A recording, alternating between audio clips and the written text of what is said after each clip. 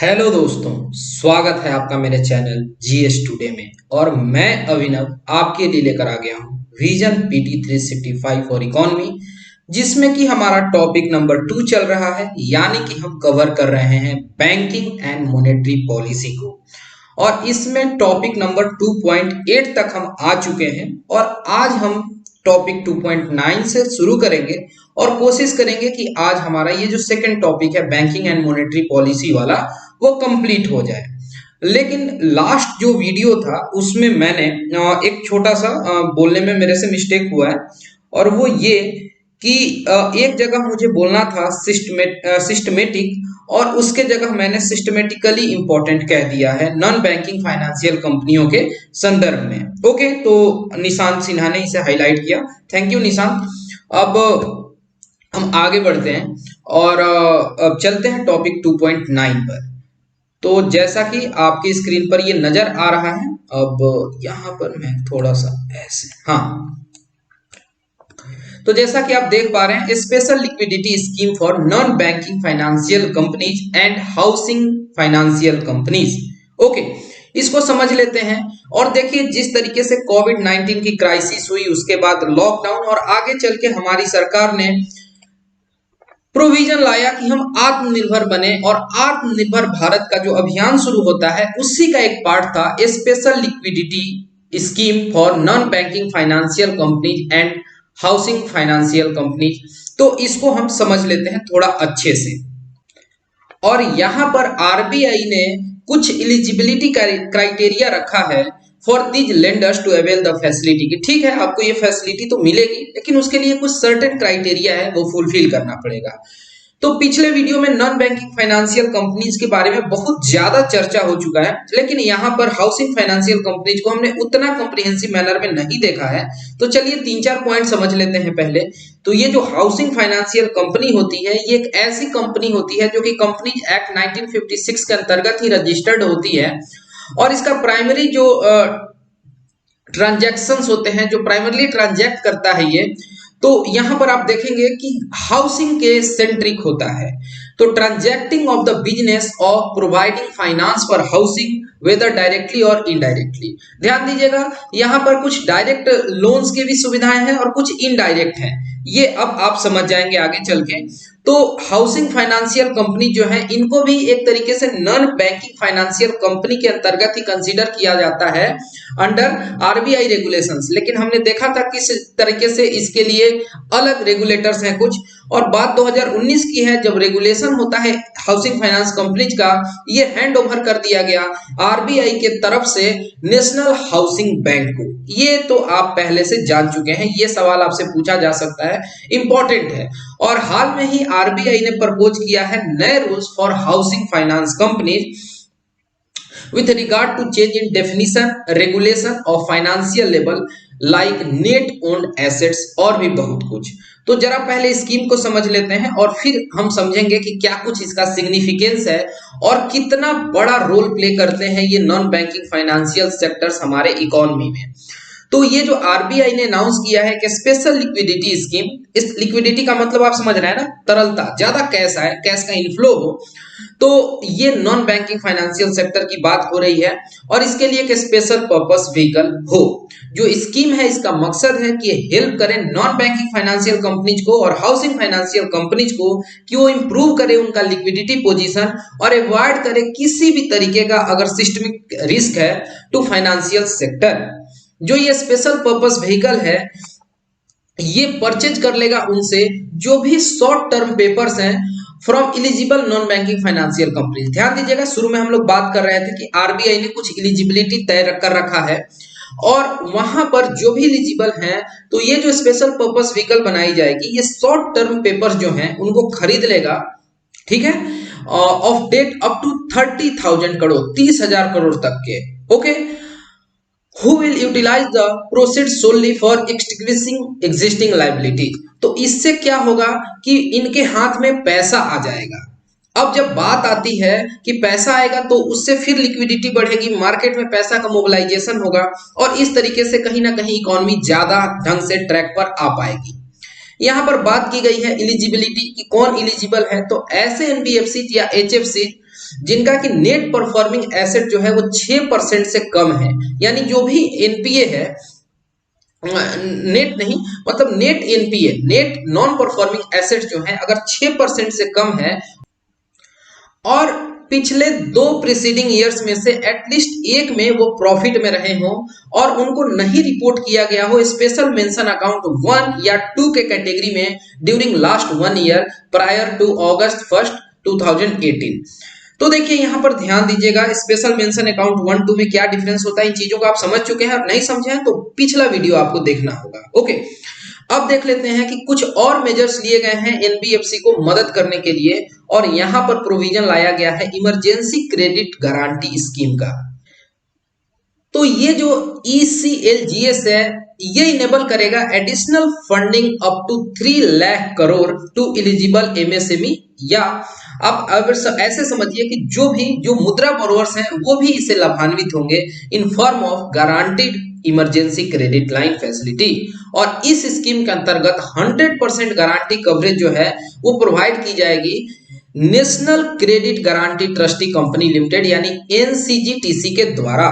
ध्यान दीजिएगा ये टर्म काफी इंपॉर्टेंट है, और कौन गारंटी ले रहा है तो ये भी पूछा जा सकता है। तो national credit guarantee trustee company limited जो है तो ये प्रोवाइड करेगी गारंटी टू बैंक्स कि आप हमारे नाम पर इनको उधार दीजिए। जो फाइनेंशियल इंस्टीट्यूशंस हैं, जो नॉन बैंकिंग फाइनेंशियल कंपनीज हैं, for any loss suffered by them due to non-payment of GECL funding by the borrowers।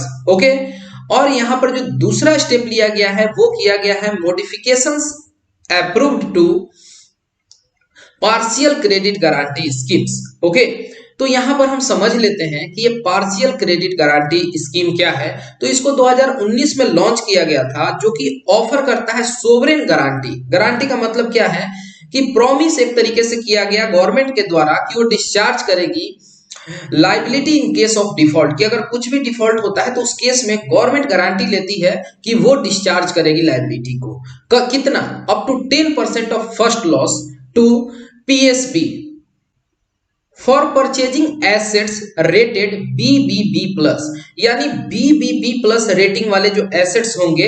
अब क्रेडिट रेटिंग एजेंसी का चैप्टर आप जैसे जानते हैं, आपको पता है कि हर चीज का रेटिंग होता है, मूवी सिनेमा आता है तो उसको रेट किया जाता है, वैसे ही जो एसेट्स हैं उनकी भी रेटिंग की जाती है, और जिनकी रेटिंग BBB+ है या उससे अधिक का है और जिसका वर्थ 1 लाख करोड़ तक का हो, तो यहां पर उसके लिए सरकार लेकर आती है सोवरेन गारंटी का प्रावधान। अब देखिए ये इसको एक्सटेंड किया जा रहा है नॉन बैंकिंग फाइनेंशियल कंपनीज और हाउसिंग फाइनेंशियल कंपनीज तक अंडर SMA कैटेगरी, यानी जो स्पेशल मेंशन अकाउंट 1 कैटेगरी है ऑन टेक्निकल रीजंस। ये पहले केवल एप्लीकेबल होता था स्पेशल मेंशन अकाउंट 0 कैटेगरी पर, लेकिन अभी कुछ स्पेशल सर्कमस्टांसेस थे और स्पेशल टेक्निकल रीजंस के वजह से ये SMA कैटेगरी तक प्रदान किया जा रहा है नॉन बैंकिंग फाइनेंशियल कंपनीज के केस में। अब हम जरा एक ऊपर जो एक बॉक्स छूट गया है उसको देख लेते हैं। इस बॉक्स में बताया गया था कि क्या सिग्निफिकेंस है नॉन बैंकिंग फाइनेंशियल कंपनीज का।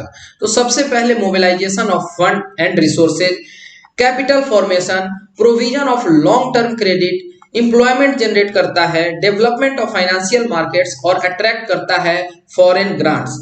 यानी फायदा ही फायदा है, कोई विशेष घाटा नहीं है। घाटा नहीं है, वित्तीय समावेशन में भी कहीं ना कहीं ये मदद कर रहे हैं अपने स्तर से।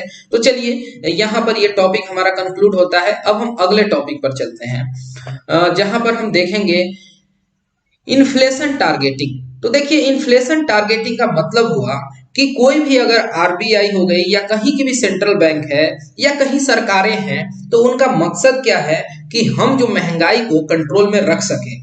जैसे कि आपको पता है कि जो एक्सपर्ट कमेटी बनाई गई थी रिजर्व बैंक ऑफ इंडिया के द्वारा under leadership of Urjit Patel, तो उसमें ये रिकमेंड किया गया था कि हम इंडिया में 4 ± 2% इन्फ्लेशन को टारगेट करेंगे, यानी इंडिया में 2% से लेके 6% तक ही महंगाई दर रहनी चाहिए और इसी के बीच में महंगाई को रखने के लिए सरकारें काम करेंगी और आरबीआई अपने स्तर से काम करेगा। इसी के हिसाब से मौद्रिक नीति बनाई जाएगी, मॉनेटरी पॉलिसी बनाई जाएगी। ओके, तो बात है मार्च 2021 की। जो इन्फ्लेशन टारगेट रेजिम है इंडिया में, उसके 5 साल पूरे हो गए, यानी मार्च 2016 में इसको स्टार्ट किया गया था। इसके जस्ट पहले का रिकमेंडेशन था।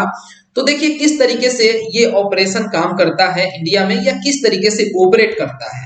तो जो इन्फ्लेशन टारगेटिंग फ्रेमवर्क है, ये इनिशिएट किया गया था through the inflation targeting agreement of 2015, which further culminated into the amendment of the RBI act 2016। तो इसके लिए आरबीआई एक्ट में कुछ चेंजेस किए गए, जिसके बाद इंडिया जो है अब इन्फ्लेशन टारगेटिंग को ध्यान में रखने लगा।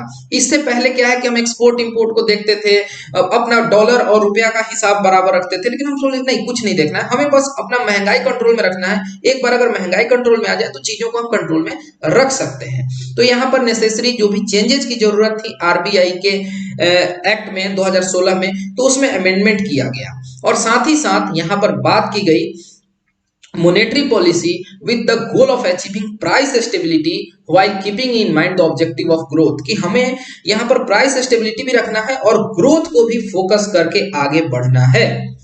अब इसके लिए बात की गई एक मॉनेटरी पॉलिसी कमेटी की, जो कि क्रिएट किया गया जब reserve bank of India act 1934 में अमेंडमेंट किया गया। अब मॉनेटरी पॉलिसी कमेटी में टोटल 6 मेंबर होते हैं, 6 सदस्यीय ये कमेटी हो गई। इसके बारे में आप बहुत बार पढ़ चुके होंगे, थक गए होंगे। अब 6 लोग जो होते हैं, इसमें 3 लोग रिजर्व बैंक ऑफ इंडिया की तरफ से होते हैं, 3 लोग जो होते हैं वो सरकार की तरफ से होते हैं, केंद्र सरकार की तरफ से। अब इन 3 लोग जो आरबीआई के होते हैं, उसमें एक व्यक्ति एकदम कंफर्म है कि जो चेयरपर्सन होगा वो आरबीआई का गवर्नर ही रहेगा। एक दूसरा व्यक्ति होता है जो कि डेप्यूटी गवर्नर होता है, और वो होता है डिप्टी गवर्नर ऑफ आरबीआई, और वो चार्ज में होता है मॉनेटरी पॉलिसी के। और एक ऑफिसर होता है आरबीआई का, तो जो कि नॉमिनेट किया जाता है by the central board of RBI. तो ये 3 लोग हो गए आरबीआई की तरफ से, एक तो ऑफिसर हो गया और एक जो गवर्नर है आरबीआई के, और एक डेप्यूटी गवर्नर। ठीक है, अब बाकी जो 3 लोग होते हैं वो कहां से होते हैं, तो वो सरकार की तरफ से होते हैं। ठीक है, तो ये चीज हो गई, और इसके हिसाब से इनकी मीटिंग होती है तिमाही, और वहां पर जो भी डिसीजंस लिए जाते हैं कि हाँ ठीक है, हमें पॉलिसी रेट कितना रखना है, ये हो। ठीक है, अब एक्सटर्नल जो होते हैं जो 3 मेंबर, वो अपॉइंट किए जाते हैं केंद्र सरकार के द्वारा, और जो एक्सटर्नल मेंबर्स होते हैं उनके पास अच्छा नॉलेज और अच्छा एक्सपीरियंस होना चाहिए इकोनॉमिक्स के फील्ड में, बैंकिंग के फील्ड में, या फाइनेंस या मॉनेटरी पॉलिसी वगैरह की। ठीक है, और monetary policy has been interested with the task of fixing policy rate. Policy rate को मोटे तौर पर आप कह लीजिए रिपो रेट से समझ सकते हैं। ठीक है, दोनों एक ही चीज है करीब। तो किस तरीके से हम अपना पॉलिसी रेट रखें कि हम महंगाई को काबू में रख सकते हैं। ओके, अब अगर आरबीआई जो है कुछ ऐसी मौद्रिक नीति लाती है जो कि चीजों को एकदम दाब देता है, जो हमारा मनी है वो डियर हो जाए, तो कहेंगे कि ये हॉकिश मॉनेटरी पॉलिसी है, और जब बहुत सॉफ्ट हो तो कहेंगे डोविश पॉलिसी है, डोविश मॉनेटरी पॉलिसी है। दोनों पक्षियों के नाम पर है, हॉक और एक डोव, डोव मतलब पंडुक जो होता है ना। तो ये जो एक्ट है ये अडॉप्ट करता है year on year changes in the headline CPI. ठीक है, यहाँ पर आप देखिए, यहाँ पर क्वेश्चन पूछ सकते हैं कि ठीक है यहाँ पर हम टारगेट करते हैं, लेकिन किस चीज को, डब्ल्यूपीआई को या सीपीआई को? तो सीपीआई कंज्यूमर प्राइस इंडेक्स को as the measure of inflation target, और यहाँ टारगेट रखते हैं 4%, और यहाँ पर 2% का टॉलरेंस देते हैं, यानी कि 4 ± 2%। अब इसमें क्या होता है कि 2% से लेके 6% के बीच महंगाई रहना चाहिए। अब ये जो टारगेट है ये रिव्यू होगा हर एक 5 साल पर। तो अभी 5 साल पूरे हुए हैं, तो अब बात हुई कि यहाँ पर रिव्यू होनी चाहिए। ध्यान दीजिएगा, ब्रैकेट में लिखा हुआ है कि note that the law requires a review of inflation target and not the framework as a whole. यहाँ पर 5 साल पर रिव्यू जो होना है वो इन्फ्लेशन टारगेट का होना है, पूरे के पूरे पॉलिसी की नहीं। तो ये जो एक्ट था जहां पर ये सारे चेंजेस किए गए, वहां पर कुछ वर्किंग मेथोडोलॉजी की बात की गई है मॉनेटरी पॉलिसी कमेटी के लिए। तो जो पॉलिसी रेट है, ध्यान दीजिएगा, ये बिल्कुल अलग होता है इन्फ्लेशन रेट से। तो पॉलिसी रेट जो है ये डिटरमाइन किया जाता है by majority voting through the members of monetary policy committee. और अगर ऐसा कोई मामला आ जाता है कि जहां टाई हो जाए तो वहां कास्टिंग वोट जो होता है, जो डिसाइडर वोट होता है, जैसे लोकसभा में स्पीकर देते हैं ना, तो यहाँ पर गवर्नर देते हैं, वो कास्टिंग वोट करते हैं, यानी फर्स्ट राउंड में गवर्नर वोटिंग नहीं करते हैं। किसी तरीके का अगर टाई बन जाता है, अनबन की स्थिति हो गई, तो वहां पर आरबीआई के गवर्नर को वोट देना होता है। नहीं तो ऐसे जनरली 6 में से 5 लोग वोटिंग में पार्टिसिपेट करेंगे और मेजोरिटी का डिसीजन माना जाएगा। साथ ही यहां पर यह जरूरत होती है कि जो मॉनेटरी पॉलिसी कमेटी के मतलब जो मीटिंग है वो साल में कम से कम 4 बार हो, यानी हर एक 3 माह पर एक बार जरूर मीटिंग हो। और आरबीआई को चाहिए कि वो पब्लिश करे, मस्ट पब्लिश, यानी जरूर से पब्लिश करना है मिनट्स, यानी छोटे से छोटे डिटेल्स जो भी डिस्कशन हुई है मॉनेटरी पॉलिसी के मीटिंग में, एमपीसी के मीटिंग में, और जो भी रेजोल्यूशंस अडॉप्ट किए गए उनको पब्लिश करना है। RBI must publish a report on monetary policy twice a year, यानी साल में 2 बार रिपोर्ट कम से कम पब्लिश करना है, 4 बार मीटिंग एटलीस्ट होनी चाहिए। और जो रिपोर्ट है that should outline the sources of inflation and short medium term forecast of inflation, कि ठीक है क्या आपको लगता है क्या सोर्स होना चाहिए यहाँ इन्फ्लेशन वगैरह का, और यहाँ पर क्या अनुमान है, फोरकास्ट है, सब बताना होता है। अगर कुछ फेल्यूर हो जाता है, अगर जो भी इन्फ्लेशन टारगेट्स हैं वो अचीव नहीं कर पाते हैं, तो यहाँ पर जो एक्ट है वहां पर प्रावधान है कि जो आरबीआई है ये इन्फॉर्म करेगा सेंट्रल गवर्नमेंट को कि क्यों हम फेल हो गए। ठीक है, यहाँ पर मॉनेटरी पॉलिसी कमेटी जो है वो क्यों फेल हो गई या आरबीआई क्यों फेल हो गया, ये उनको बताना होगा। दूसरा ये कि रिमेडियल एक्शन क्या है वो भी आरबीआई प्रपोज करेगा सरकार को, केंद्र सरकार को बताएगा। और एक estimation of time with in which inflation target shall be achieved, कि ठीक है वहां पर जो टाइम दिया गया वहां तो नहीं अचीव कर पाए, कोई बात नहीं, कितने दिन में हम कर लेंगे after the implementation of remedial actions. तो यहाँ पर अच्छा खासा दबाव बनाया गया है आरबीआई के ऊपर, और कैसे आप चीजों को हैंडल करेंगे, टैकल करेंगे, ये सब कुछ बताने का जिम्मेवारी दिया गया है, और उनकी डायरेक्ट अकाउंटेबिलिटी है केंद्र सरकार को। एक इसी से रिलेटेड न्यूज है कि ministry of labour reviews base year of CPI industrial worker. तो देखिए सीपीआई आप समझते हैं बास्केट ऑफ गुड्स है, वहां पर जिस तरीके से महंगाई वगैरह है उसका हिसाब लगाया जाता है, कितना इन्फ्लेशन है, सब कुछ वेटेज असाइन किया गया है हर एक कमोडिटी को, इसमें गुड्स और सर्विसेज सब कुछ आते हैं।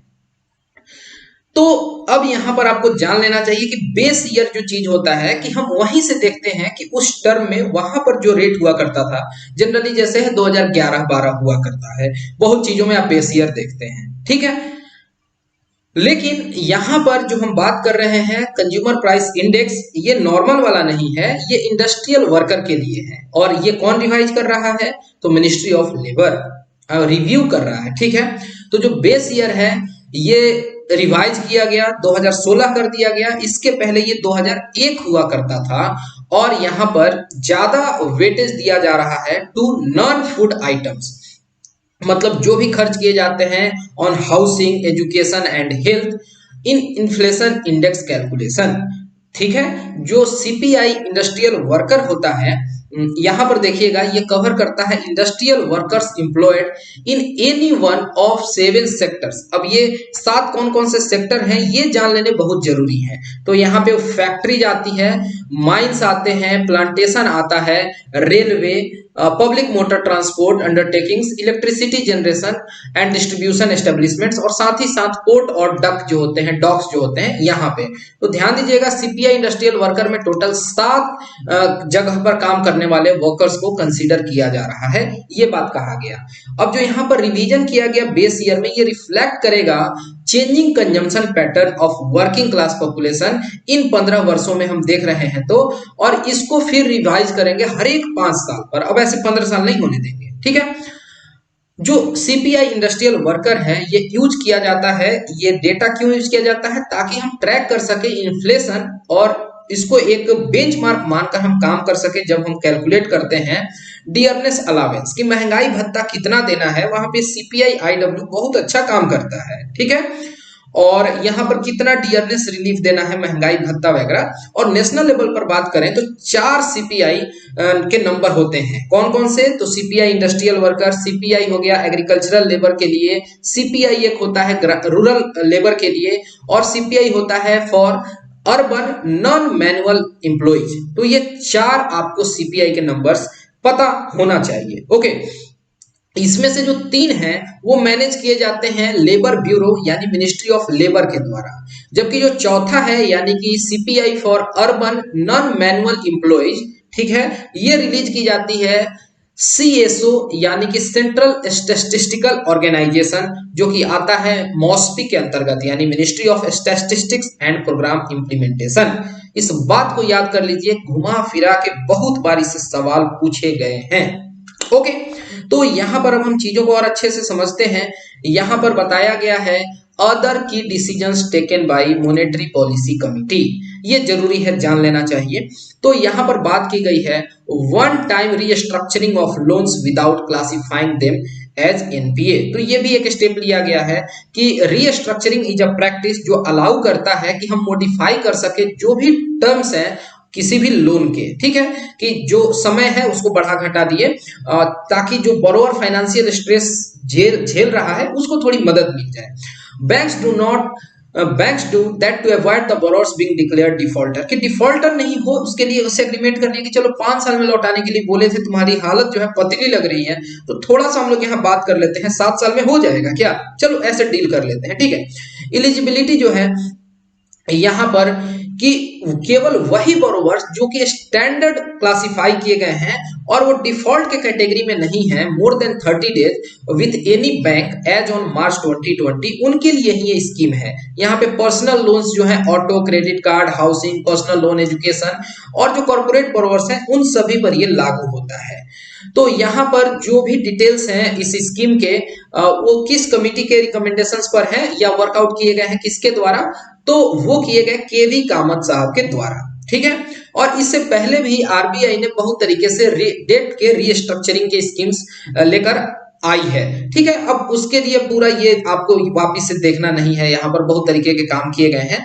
अब ध्यान दीजिएगा, यहाँ पर आरबीआई स्टेप ले रही है कैसे हम डिजिटल पेमेंट को बूस्ट कर सकते हैं। और अभी जो रिसेंट का रिपोर्ट है कि इंडिया दुनिया में एकदम टॉप पर चला गया है डिजिटल ट्रांजैक्शंस में, डिजिटल पेमेंट्स के मामले में। ओके, तो जो स्कीम है offline retail payments using cards and mobile devices, यहां पर आरबीआई ने प्रपोज किया है एक pilot scheme for offline payments using mobile devices and card to address challenges of internet connectivity and low speed internet, की जहां पर बहुत बढ़िया नेट की कनेक्टिविटी नहीं है वहां कुछ ऑफलाइन टाइप का मैकेनिज्म लाया जाए और उससे भी डिजिटल पेमेंट को बूस्ट अप मिले, ठीक है, कि ऐसे डिवाइसेज लाए जाए कि वो पेमेंट वहां पर एक्सेप्ट हो जाए, वहां नेट बहुत ज्यादा मतलब उसके लिए मैंडेटरी चीज ना हो।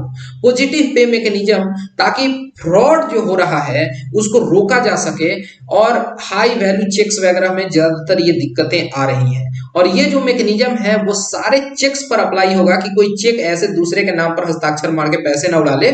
इसके लिए होगा कि जहां भी 50,000 या उससे अधिक का चेक है तो वहां पर पॉजिटिव पे मैकेनिज्म यूज किया जाएगा, यानी क्रॉस वेरिफिकेशन वगैरह बेहतर ढंग से करेंगे तभी पेमेंट देंगे।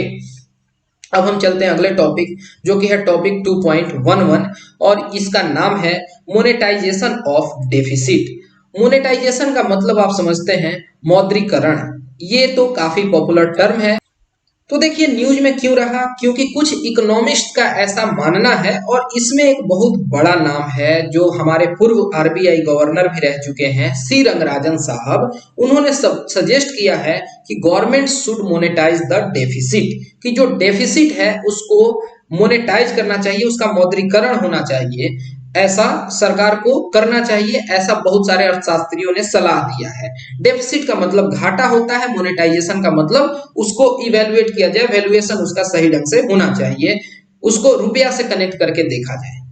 तो यहां पर हमारे लिए इंपॉर्टेंट है जान लेना कि ये मोनेटाइजेशन ऑफ डेफिसिट होता क्या है। ओके, तो देखिए कि if the expenditure of government exceeds its income, the government is said to have incurred a fiscal deficit। ये मैं अपने टर्म्स में कई बार मैं ऐसे कहता भी हूँ बोलचाल में कि आमदनी अठन्नी खर्चा रुपया, यानी सरकार जितना रुपया कमाई नहीं उससे अधिक खर्च कर दे तो कहेंगे कि गवर्नमेंट ने फिस्कल डेफिसिट वाला काम कर दिया है। और ये जो डेफिसिट फाइनेंसिंग है या तो ये मार्केट से पैसा उधार में लाकर किया जाता है, या जो मोनेटाइजेशन ऑफ डेफिसिट का एक प्रक्रिया है जो कि आरबीआई के मदद से किया जाता है, वहां से पैसा लेके किया जाए, यानी आरबीआई से पैसा छपवा दिया जाए। सिंपल वर्ड्स में समझें, मोनेटाइजेशन ऑफ फिस्कल डेफिसिट जो होता है इसका मतलब financing of such extra expenses with money instead of debt, कि हम कहीं से उधार में पैसा नहीं ला रहे हैं बल्कि उसके बदले पैसा छपवा लिए, and to be repaid at some future date. और ये कहते हैं एक तरीके से नॉन डेट फाइनेंसिंग, कि यहां पर कोई आपको ब्याज वाज नहीं देना है। और इसका ये मतलब होता है इसके अंतर्गत there is no increase in net public debt, कि जो पब्लिक डेट है जो हम मार्केट से पैसा जो उठाए हैं उसमें कोई भी वृद्धि नहीं हुई। तो एक यहाँ फायदा है कि अलग से एक्स्ट्रा इंटरेस्ट वगैरह नहीं देना पड़ेगा। तो ये दो मतलब मॉडलिटीज में किया जाता है। इसके लिए दो मॉडल हैं काफी फेमस, एक होता है डायरेक्ट मोनेटाइजेशन और एक होता है इनडायरेक्ट मोनेटाइजेशन। डायरेक्ट मोनेटाइजेशन क्या हुआ कि इसके अंतर्गत आरबीआई नए करेंसी नोट्स छापती है और परचेज कर लेती है गवर्नमेंट बॉन्ड्स को directly from the primary market from the government using this currency. तो देखिए एक साथ दो काम हो रहा है कि गवर्नमेंट क्या है यहाँ पे। अब देखिए मैं बार बार जो कह रहा हूं कि यहाँ ब्याज नहीं देना पड़ेगा, इसका ये नहीं मतलब हो गया कि ये बिना ब्याज का काम हो रहा है, लेकिन बहुत कम लगेगा अगर मार्केट बोरोइंग से तुलना करें तो। इस बात के लिए आपको समझदारी होनी चाहिए इतनी, ठीक है। नॉर्मल टर्म्स में लेमैन के लैंग्वेज में अगर समझा जाए तो कह देते हैं कि नहीं सरकार के लिए इतना खर्चीला साधन नहीं है। तो सरकार एक तरफ अपना बॉन्ड छापती है, आरबीआई क्या है कि नोट छापा। अब यहाँ पे सरकार जो है अपना बॉन्ड देती है आरबीआई को और उसके बदले पैसा आ गया मार्केट में। जब पैसा आएगा तो लिक्विडिटी बढ़ जानी है। तो देखिए ये कहलाएगा डायरेक्ट मोनेटाइजेशन। एक हो गया इनडायरेक्ट मोनेटाइजेशन। इस मेथोडोलॉजी में क्या होता है कि जो डेफिसिट्स होते हैं उसको मोनेटाइज किए जाते हैं as the government issue bonds in the primary market, कि गवर्नमेंट अपने बॉन्ड को प्राइमरी मार्केट में ले आती है। और यहां पर आरबीआई एक मैकेनिज्म अपनाता है जिसको कहते हैं ओपन मार्केट ऑपरेशन।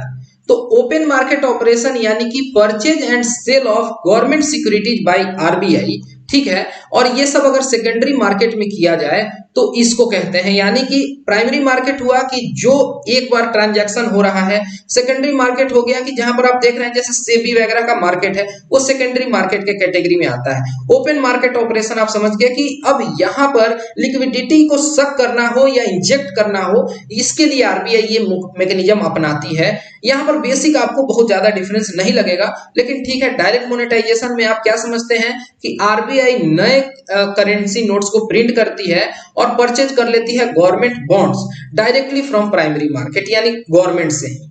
लेकिन यहां पर जो दूसरा वाला इनडायरेक्ट वाला क्या है कि डायरेक्ट नहीं प्राइमरी मार्केट से खरीदा जा रहा है, एक इक्विवेलेंट अमाउंट जो है आरबीआई वो गवर्नमेंट बॉन्ड्स खरीद रही है सेकेंडरी मार्केट से, भले ही उतना बॉन्ड सरकार प्राइमरी मार्केट में उतार दे रही है। दोनों में डिफरेंस समझ गए, थोड़ा सा स्लाइट डिफरेंस है। Open market operation indirect monetization है, ये बात आपको ध्यान रखना होगा। यहां पर हम जरा हिस्टोरिकल कंटेक्स्ट समझते हैं मोनेटाइजेशन ऑफ डेफिसिट का। ये टर्म काफी इंपॉर्टेंट है, काफी क्रूशियल है और इसके बारे में आपको बहुत कुछ आइडिया पहले से होगा भी और नहीं भी होगा तो अब तक लग चुका होगा। तो जो मोनेटाइजेशन ऑफ डेफिसिट है ये प्रैक्टिस में कब से है हमारे पास, ये कोई ऐसा नहीं है कि नया इंस्ट्रूमेंट है, ये हम 1997 से यूज कर रहे हैं। और शुरू में क्या है मैकेनिज्म कि आरबीआई ऑटोमेटिकली मोनेटाइज कर देता था गवर्नमेंट डेफिसिट को through issuance of ad hoc treasury bill, कि आरबीआई की तरफ से एडॉक ट्रेजरी बिल छाप दिया गया। और ये गवर्नमेंट बॉन्ड वगैरह छापने का काम भी है ना, ये सिनर्जी में सब होते रहता है। ऐसा नहीं है कि दोनों अलग अलग जगह छपाई चल रही है, सब में सिनर्जी है काफी। और बात 1994 और 1997 की है, जो मतलब दो अग्रीमेंट होते हैं, मतलब दो अग्रीमेंट साइन किए जाते हैं गवर्नमेंट और आरबीआई के बीच में to completely phase out funding through ad hoc treasury bills, की इस चीज को अब हटा देना है। एडॉक ट्रेजरी बिल्स जो है इससे हम ट्रांजैक्शन नहीं करेंगे। और 1997 के बाद हम इस तरीके से मोनेटाइजेशन ऑफ डेफिसिट में आ गए। उसके पहले का जो सिस्टम था ऑटोमेटिक मोनेटाइजेशन वाला, उसको अब हटा देते हैं, ठीक है।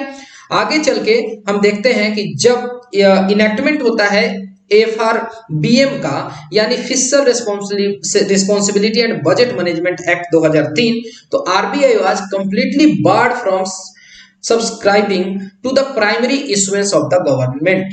तो ये भी बात आप समझ लीजिए, एफआरबीएम एक्ट 2003 का बहुत इंपॉर्टेंट है।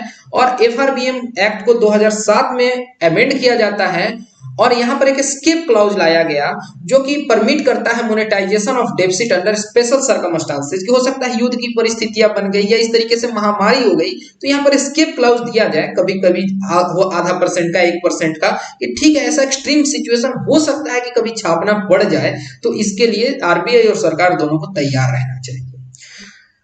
अब देखिए हम किस तरीके से मनी के सप्लाई को मापते हैं, मेजर करते हैं। तो इसके लिए कुछ टर्मिनोलॉजी है, आप जानते हैं उसको, reserve money, narrow money, broad money, इस तरीके के टर्म से जानते हैं, या वैसे भी कहते हैं M0, M1, M2, M3, M4।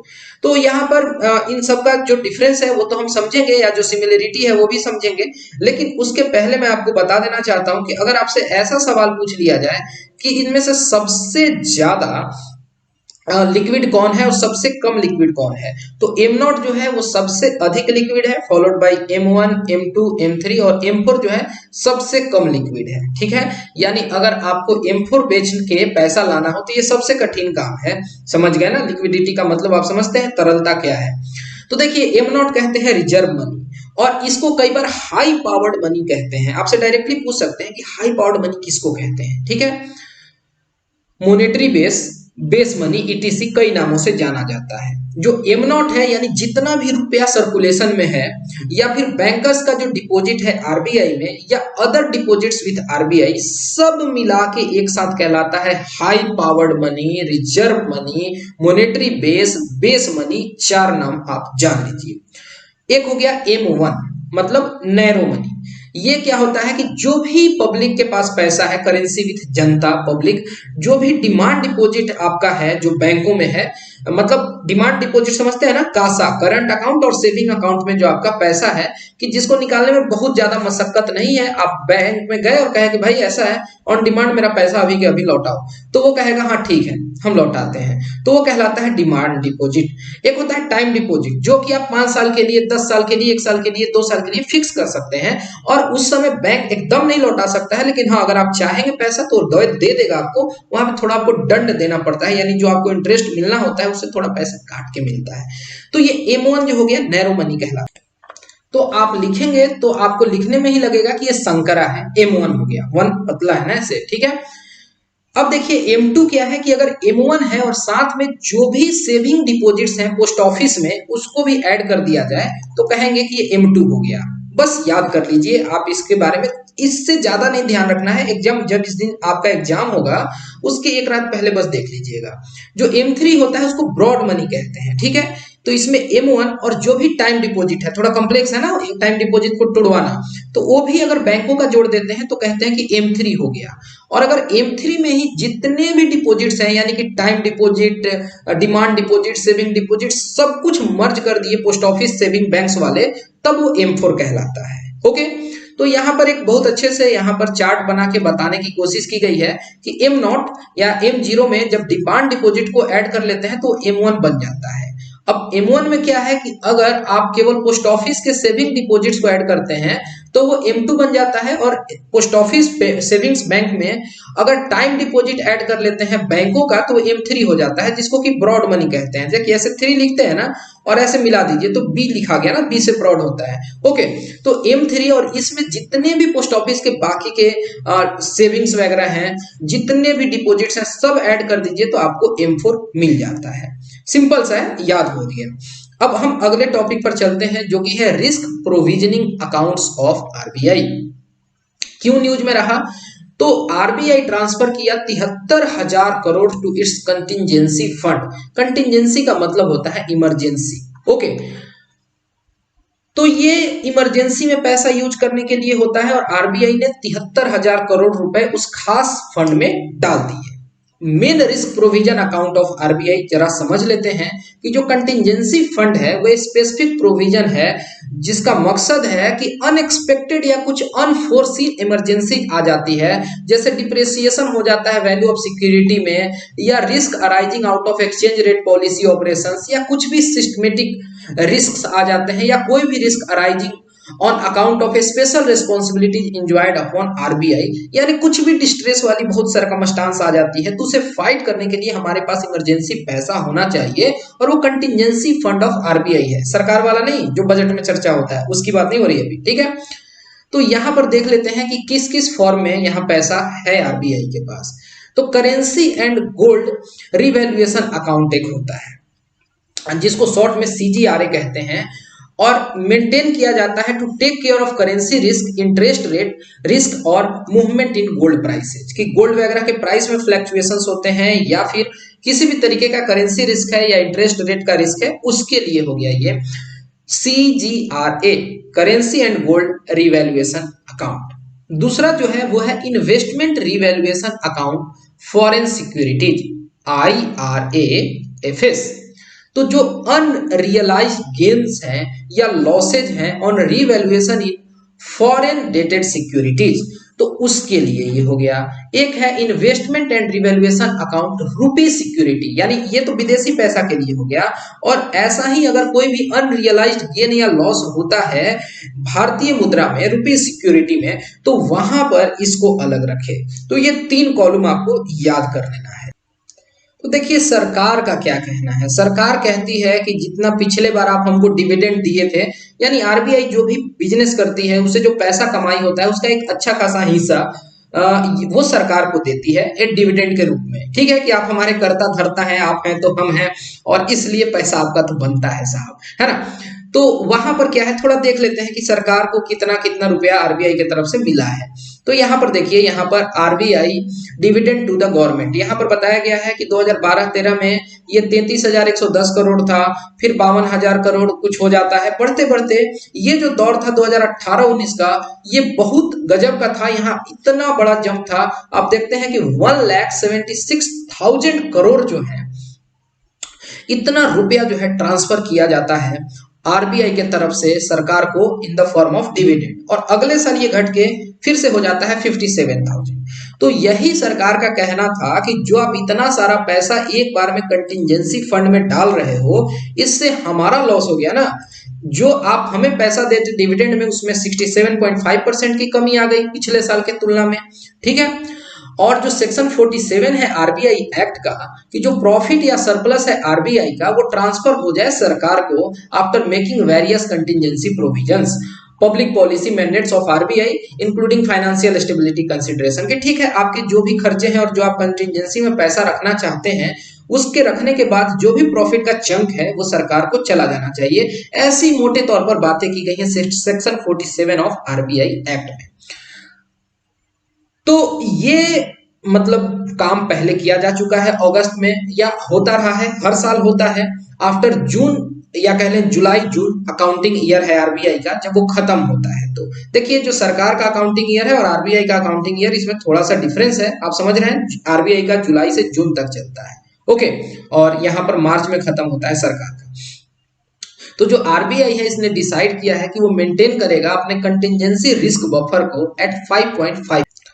अब ये जो कंटिजेंसी रिस्क बफर है, ये कंपोनेंट है आरबीआई के economic capital required to cover its monetary and financial stability. पता चल रहा है कि बफर स्टॉक जैसे होता है, बफर जोन आप पढ़ते भी हैं इन्वायरमेंट में, इसी तरीके से ये भी बफर स्टॉक है इमरजेंसी सर्कमस्टांसेस के लिए, ठीक है।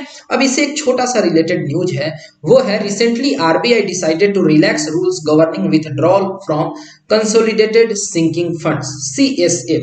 तो यहाँ पर ये काफी इंपॉर्टेंट है, आपको जानना चाहिए, आप थोड़ा बहुत जान भी रहे होंगे। ये स्टेट गवर्नमेंट्स के संदर्भ में है कि स्टेट गवर्नमेंट्स अवेल कर सकते हैं special drawing facility from RBI against collateral of funds in CSF। तो देखिए ये जो CSF है 2000 के लमसम में 1999-2000 में सेट किया गया था आरबीआई के द्वारा, और इससे क्या होता है कि जब राज्यों को जरूरत पड़ जाती है एकदम से पैसे की, तो उस समय काम आता है। तो ये जो फंड है ये मेंटेन किया जाता है outside consolidated fund of state and public account, ठीक है। राज्यों का पैसा है लेकिन वो वहां से बाहर रख रहे हैं और इसको किसी दूसरे पर्पज से नहीं यूज करते हैं, केवल और केवल यूज करते हैं रिडेम्पशन ऑफ लोन के लिए। और स्टेट गवर्नमेंट कंट्रीब्यूट करते हैं 1 से लेकर 3% of their outstanding market loan to CSF each year. तो यहाँ पर कोविड-19 की क्राइसिस वगैरह हुई थी और उस समय यहाँ पर रिलैक्सेशंस दिए गए हैं राज्यों को कि आप यहाँ से पैसा ड्रॉ कर सकते हैं थोड़ा बहुत, ये बात थी। ठीक है, तो ये भी टर्म जान के, सीएसएफ यानी कि कंसोलिडेटेड सिंकिंग फंड। अब हमारा अगला टॉपिक नंबर 2.13 और यहाँ पर की steps and decisions of RBI in news, इसको देख लेना जरूरी है। कुछ यहाँ पर नए टर्म्स, कुछ स्टेप्स जानेंगे हम। यहाँ पर सबसे पहले बात की गई है reserve bank of India releases financial stability report, जिसको शॉर्ट में कहते हैं एफएसआर, यानी फाइनेंशियल स्टेबिलिटी रिपोर्ट जो है 2021 की, ये रिलीज की गई। जो एफएसआर है ये रिफ्लेक्ट करता है फाइनेंशियल स्टेबिलिटी को और जो रिसेलियंस है फाइनेंशियल सिस्टम का in context of contemporary issues relating to development and regulation of the financial sector. तो यहाँ पर कुछ परफॉर्मेंस पैरामीटर्स की बात की गई है और क्या यहाँ पर फाइंडिंग्स रही हैं शेड्यूल्ड कमर्शियल बैंक्स के लिए और क्या यहाँ पर ट्रेंड है वो भी समझना होगा। ठीक है, यहाँ पर बहुत कुछ आपको याद नहीं रखना है, लेकिन हाँ ट्रेंड जरूर आप याद रख सकते हैं। तो देखिए, जो capital to risk weight assigned ratio है, जो कि बेसल नॉर्म्स के हिसाब से फॉलो करना होता है इमरजेंसी सर्कमस्टांसेज के लिए। ठीक है, तो बेसल 3 नॉर्म्स जो है स्टिपुलेट करता है CRAR टू बी 8%। तो यहां पर हम देखते हैं कि मार्च 2020 ये है 14.7% और सितंबर में ये है 15.8%। तो इसमें सुधार हुआ है, ये बात समझ में आ रहा है।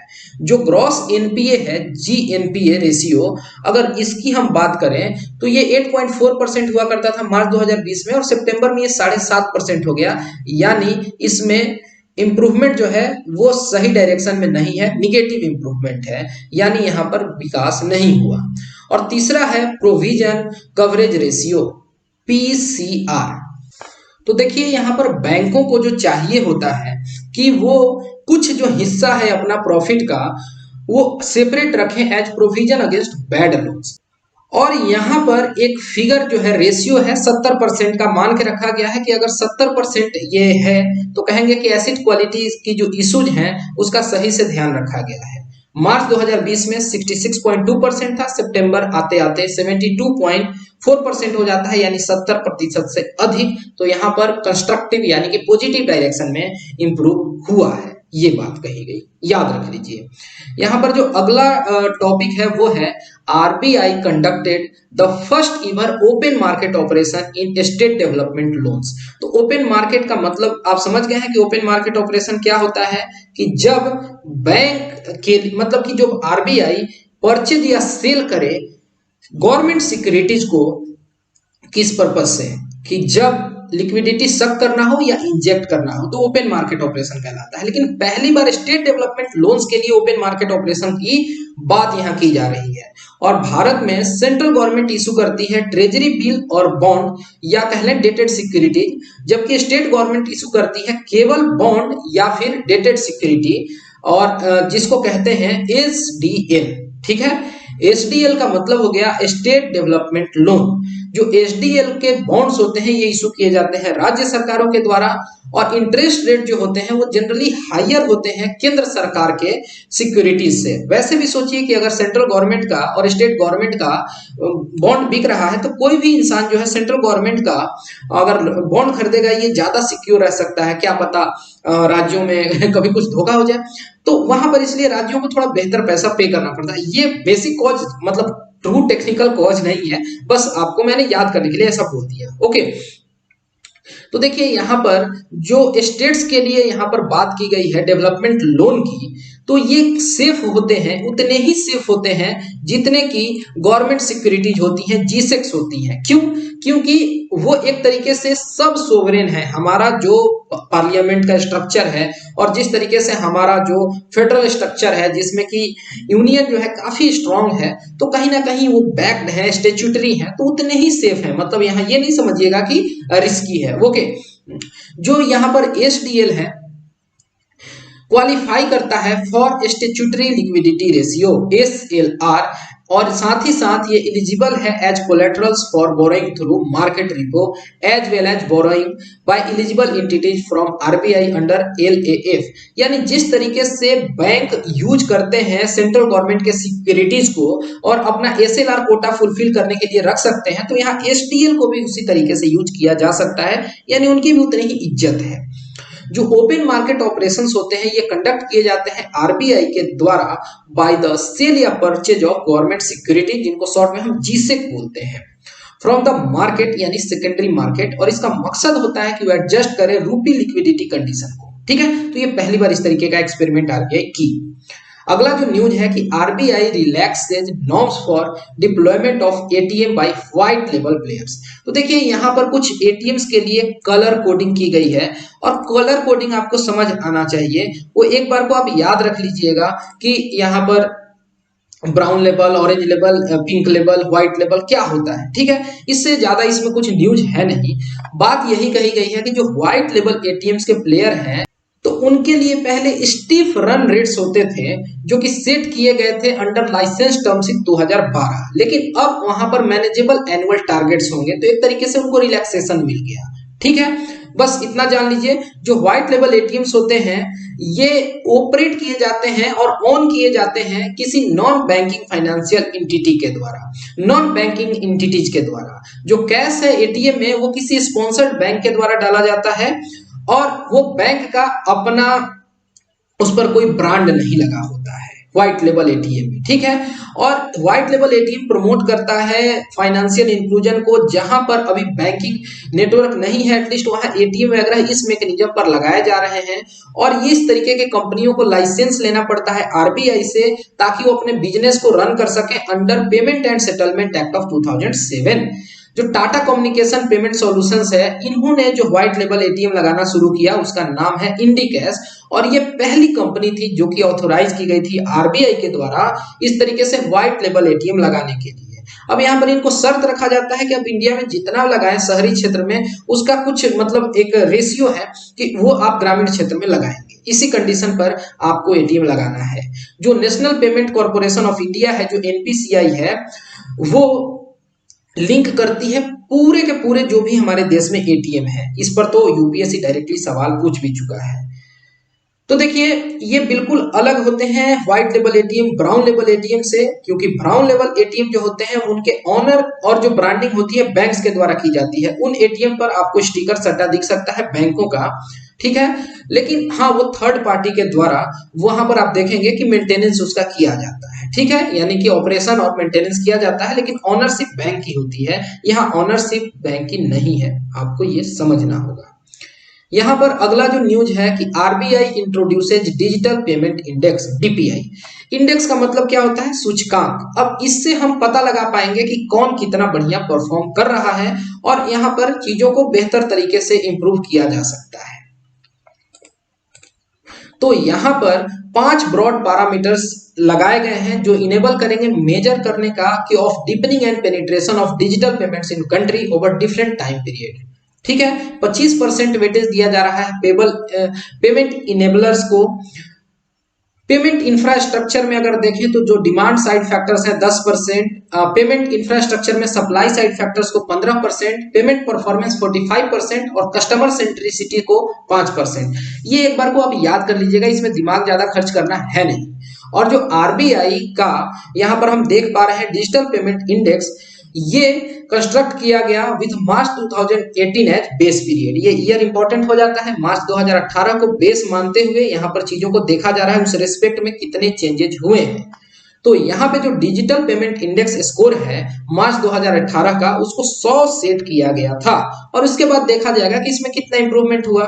तो हम देखते हैं मार्च 2019 में ये 153.47 हो गया और मार्च 2020 में 207.84, यानी कि 2018 मार्च की तुलना में अगर हम देख रहे हैं तो उससे दुगना से भी कहीं अधिक इंडिकेट कर रहा है applicable growth in expansion of digital payment in 2 वर्षों में।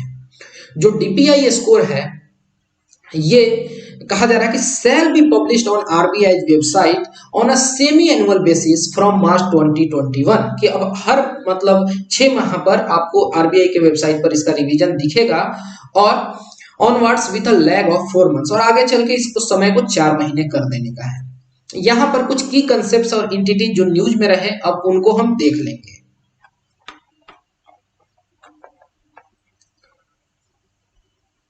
तो पहला है माइक्रो फाइनेंस इंस्टीट्यूशंस, ये न्यूज में रहे थे जिनको शॉर्ट में एमएफआई कहते हैं। तो एमएफआई जो होते हैं वो ऐसे ऑर्गेनाइजेशंस होते हैं जो कि फाइनेंशियल सर्विसेज देते हैं, जैसे कि माइक्रो क्रेडिट हो गया, या कलेक्शन ऑफ थ्रिफ्ट हो गया, रेमिटेंस ऑफ फंड यानी कोई अगर पैसा बाहर विदेश से अपने परिवार वालों को भिजवा रहा है, या फिर पेंशन वगैरह देना, इंश्योरेंस देना, ये सब इनका काम होता है। To low income population, generally ये टारगेट करते हैं लो इनकम पॉपुलेशन को। और ये जो माइक्रो फाइनेंस इंस्टीट्यूशंस होते हैं इनको रजिस्टर किया जाता है नॉन बैंकिंग फाइनेंशियल कंपनीज के तौर पे, या सोसाइटीज, ट्रस्ट या कोऑपरेटिव्स के तौर पे। जो पहला रजिस्टर्ड माइक्रो फाइनेंस कंपनी है, एंटिटी है, इंस्टीट्यूशन है इंडिया में, वो है सेल्फ एम्प्लॉयड वुमेन्स एसोसिएशन, जिसको शॉर्ट में कहते हैं सेवा। और कहां पर किया गया था? तो अहमदाबाद में 1974 में। ये इंपॉर्टेंट है, याद रख लेंगे। अगर आप बैंकिंग वगैरह के एग्जाम्स देते हैं या कुछ इंश्योरेंस वगैरह के, तो वहां पर ऐसे 1 नंबर के क्वेश्चंस पूछ लिए जाते हैं कि सबसे पहला कौन था, ऐसे तो पता होना चाहिए। यहां पर हम एक टर्म देखते हैं VRR, यानी कि वॉलेंटरी रिटेंशन रूट।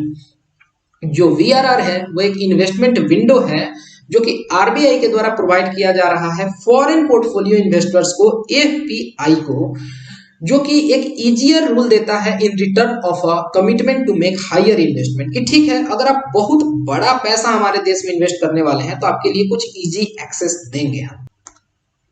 अब जो हमारा अगला टर्म है वो लिक्विडिटी ट्रैप है। लिक्विडिटी ट्रैप एक ऐसा सरकमस्टांस है, कंट्राडिक्टरी इकोनॉमिक सिचुएशन है, जहां पर इंटरेस्ट के रेट्स बहुत हाई होते हैं और साथ ही साथ जो सेविंग रेट्स होते हैं, जो इंटरेस्ट के रेट होते हैं वो काफी लो होते हैं, और जो सेविंग के रेट्स होते हैं वो काफी हाई होते हैं, रेंडरिंग मॉनेटरी पॉलिसी इनइफेक्टिव। और उस समय मॉनेटरी पॉलिसी जो मौद्रिक नीति है वो एक तरीके से विफल हो जाती है। ये एक ऐसा सिनेरियो क्रिएट कर देता है जहां पर कोई भी एडिशनल मनी सप्लाई जो है जो कि जनरेट होता है किसी भी इकोनॉमी में, तो वो चैनलाइज हो जाता है towards saving rather than investment. क्यों? क्योंकि सेविंग में ज्यादा पैसा मिल रहा है, सारा का सारा पैसा जो है बैंकों में जमा होते जाएगा। ठीक है, तो यहां पर एक ट्रैप हो जाता है, जाल बन जाता है, तो इसी सरकमस्टांस को कहते हैं लिक्विडिटी ट्रैप।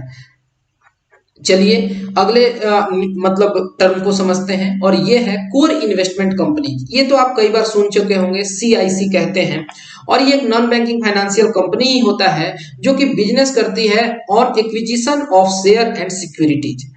और यहां पर एक बात आपको ध्यान रखना है कि इनके पास मतलब कि 90% से कम नहीं होना चाहिए it's net asset in form of investment in equity shares. ठीक है, क्योंकि ये कोर इन्वेस्टमेंट कंपनीज है तो 90% जो इनका टोटल कह लें कि एसेट है, नेट एसेट का, वो इन्वेस्टमेंट होना चाहिए किस रूप में, मतलब in form of investment in equity share. Okay, और हाल में ही आरबीआई ने रिलीज किया है कुछ रिवाइज्ड नॉर्म्स CIC के लिए, तो ये न्यूज में रहा।